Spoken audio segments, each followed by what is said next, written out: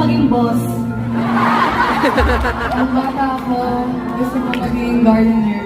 Pero ngayon, gusto ko na lang maging Halaman. Ang bata ko, pangarap kong mag-perform sa iba't ibang lugar. Pero ngayon gusto ko na lang maging si NFT.